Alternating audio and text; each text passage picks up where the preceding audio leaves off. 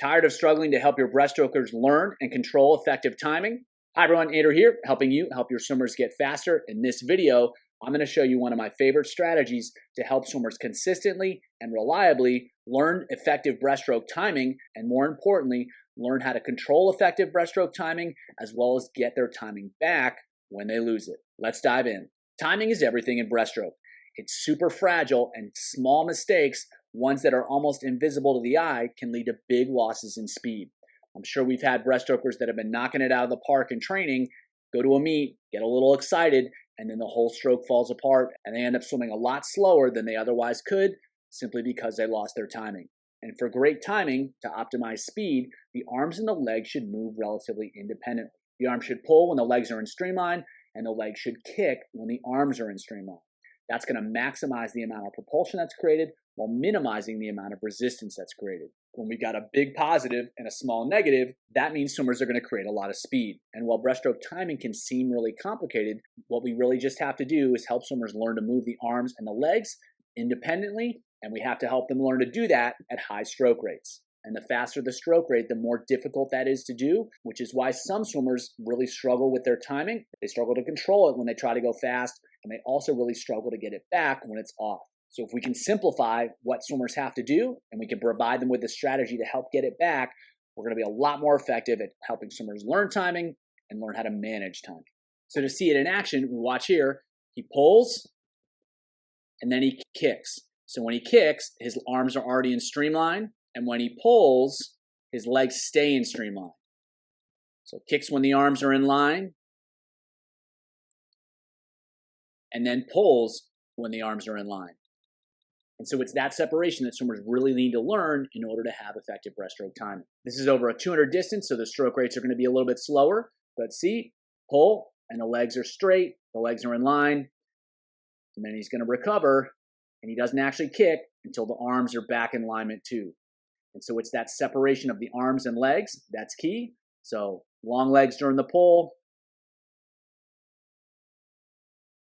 long arms during the kick. And so those are the skills that swimmers need to master. It's the separation and then managing that separation depending on how fast they want to swim.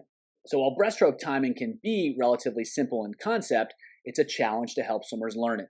Timing in general is really difficult for swimmers to learn because it's an event, it's not an action. It's the relationship between different movements rather than a specific movement swimmers have to execute. So it's one thing if you want a swimmer to bend their elbow to 90 degrees. It's something very different if swimmers have to perform two separate movements at a very precise time relative to each other. And so it's much more difficult to describe that. It's much more difficult to help swimmers understand that. And that presents a major challenge for all timing issues, and that's certainly true of breaststroke. Specific to breaststroke, swimmers have to alternate between aggression and patience. For instance, they have to be patient with the arms while the legs are kicking, and they have to be patient with the legs when the arms are pulling. But then when they pull, they have to be really aggressive, and then when they kick, they have to be really aggressive as well. And so it's very difficult for swimmers to alternate between those two actions, especially when they're doing the opposite action with the opposite set of limbs at the same time. It's tough to do it at all. It's even harder to do it really precisely. Further, there's no one right timing. There's consistent timing principles, but there's going to be individual application. Swimmers have a really strong pull, a really weak pull, a really strong kick, a really weak kick. That's going to influence their timing. They can't emphasize a weak area, and they have to get out of those positions and back to their strengths sooner and faster, which will influence their timing. Further, it's dependent on speed. We saw earlier between the 100 breaststroker and the 200 breaststroker, they had very different stroke rates, and there was more separation, more space between the arms and the legs with the 200 swimmer, and there was a lot less in the 100 swimmer. There was still separation, but the degree of separation was different. Lastly, as swimmers fatigue, they may have to choose different timing strategies to overcome and compensate for the fatigue that they're experiencing. And likely, there's going to be more or less effective timing, and so swimmers have to be able to feel and manage that in order to be effective during the last quarter of their races. One of my favorite ways to help swimmers learn effective timing is underwater breaststroke. I love it because swimmers almost always naturally assume the correct timing. With this athlete here, she'd never done the drill before, and as you can see, there's a separation of the arms, there's a separation of the legs, and it just happens more or less naturally. The only thing I told her was swim breaststroke underwater, and this is what you get. So effective timing becomes a lot easier to understand when swimmers can feel and naturally assume effective timing with a simple activity. So if we change the context, we can change the result. By going from the surface to underwater, swimmers can better feel losses of speed due to poor timing and poor alignment.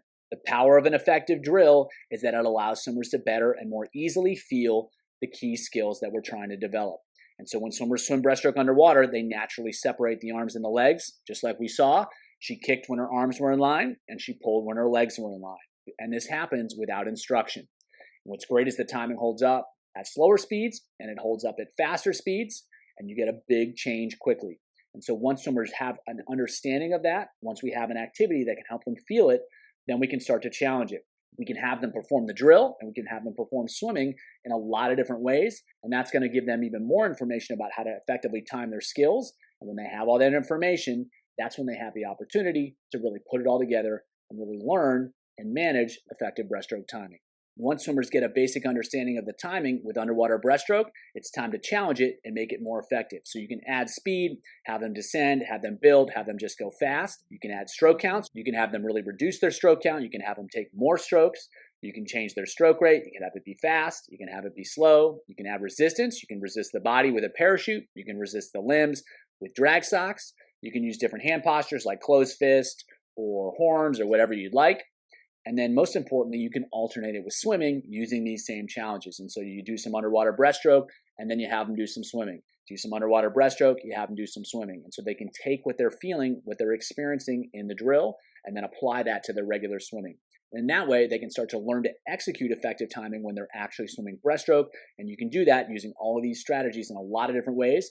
And by using a lot of variation, they're going to be more effective at creating and establishing effective timing for them.